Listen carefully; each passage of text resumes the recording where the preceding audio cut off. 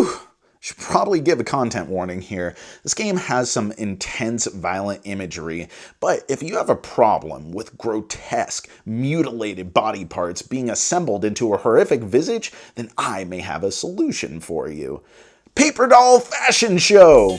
Oh yeah, Stacy, summer dresses are so in this year, and Hans, I didn't know a cardigan could look so good. Abomination is a unique blend of highly thematic storytelling and resource management worker placement. It just so happens that the resources are human remains with a touch of animal parts, and you use them to make an abomination unto gods and men. As is typical in worker placement, throughout a round you send your pawns to different locations so they can collect stuff, usually cadavers, listing their various parts and freshness. After all, nicking a recently executed body will warrant far fresher ingredients than digging up at the cemetery, though in a pinch, murder will do. What follows the normal placement is the more mechanically unique and thereby interesting part of the game. You can pay resources to create monster parts, eventually upgrading them with fleshy goodness, then finally throwing the switch, rolling some dice based off of stored electricity in your lab, hoping to reach each part's final upgrade, reanimation, for big points at the end of the game. The main gameplay struggle in Abomination is opportunity cost, because you only have a few actions to work with every round, and sometimes there's just a really juicy cadaver that you want to take advantage of because it gives you all sorts of resources. You'll figure out what to do with them later. I mean, a spare liver or two ain't going to hurt nothing, so you consolidate. But the problem is that this game has an incredible resource degradation system where unless you purchased one of these ice blocks to degrade instead, your resources at the end of the round are going to end up sliding down a stage, meaning they give you less points when you use them to build monster parts, and after you cross certain thresholds, then you're going to have to discard resources because they expired. I mean, this is organic material we're dealing with here. And there are other resources in the game too. There's money, or these Leyden jars, which are the capacitors for your electricity that you'll end up having to charge. And then the other really fantastic feature of this game, the dials on your player board representing humanity, reputation, and your expertise. Humanity is a measure of, well, I guess your soul? Do good stuff and humanity goes up, granting you points and rewards. Do bad stuff, like murder, and you suffer penalties. Do both and it probably cancels out, just like in real life, right? Reputation is how you get more and upgraded workers to play with. You may have noticed that workers come in two shapes, scientist and lackey. Scientists can perform any job, whereas these little fellas sometimes reap less rewards or are blocked off from spaces entirely. Then there's your expertise. Each monster part requires a level of expertise to create, and going higher on this track lets you use blue dice when throwing the switch, generating more living successes and less damaging electricity, which can downgrade parts of your monster.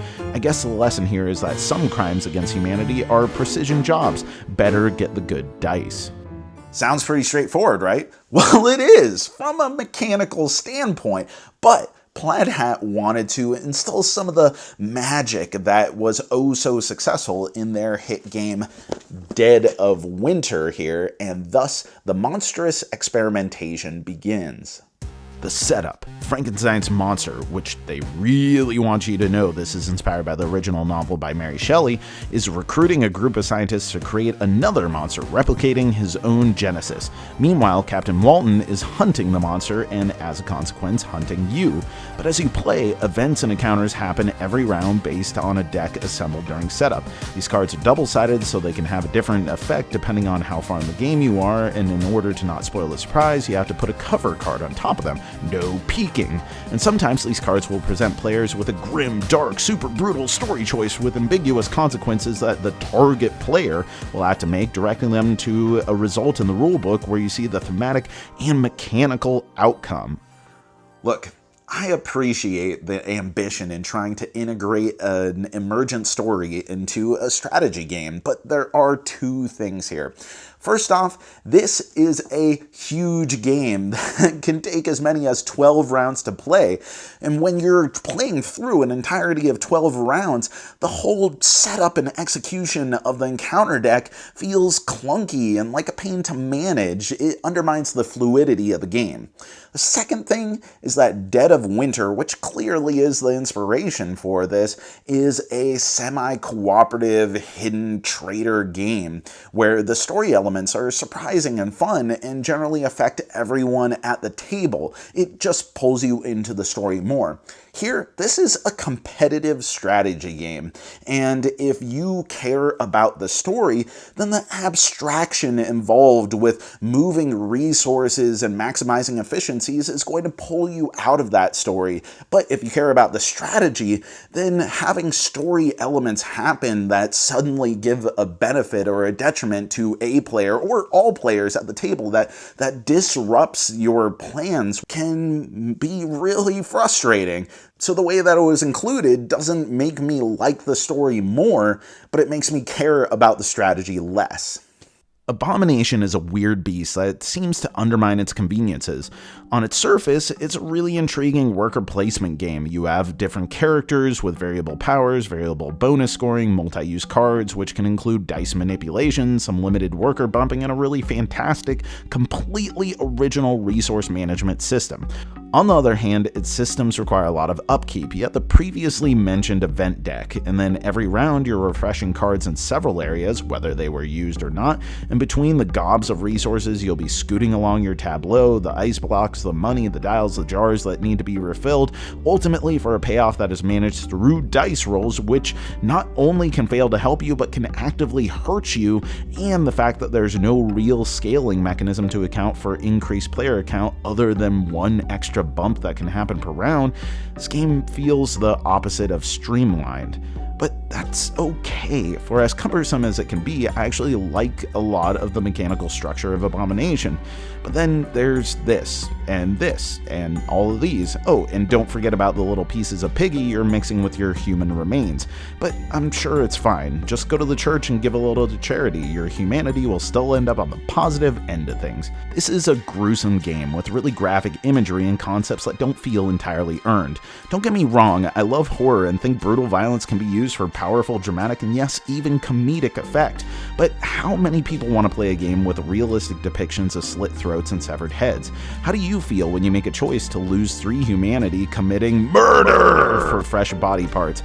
And it's not just that it's graphic, it's that the game is so nonchalant in making you the perpetrator of this gratuity, with few hints of humor, irony, or anything interesting to say about the horrifying nature of man. This is a dark game that I imagine will pose a problem for some potential players at the table. Ultimately, the theme becomes a metaphor for the game. It's ambitious and original, but it's also unwieldy and made of disparate parts. And for every really good idea in this game, like the fantastic decaying resource system or those awesome dials on your player boards, there's just something that holds it back.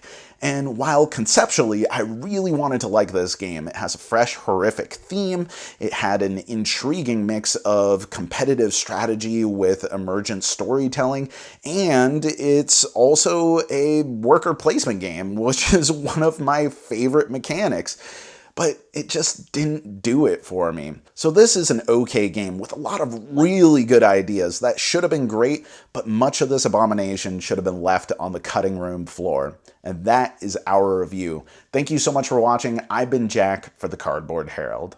If you enjoyed this video, we have all kinds of other reviews, interviews, and recommendations via writing, podcasts, and video here on our channel and website cardboardherald.com. Our content is audience supported, so if you want to show your support, please visit our Patreon. Thank you so much for watching. This has been the Cardboard Herald.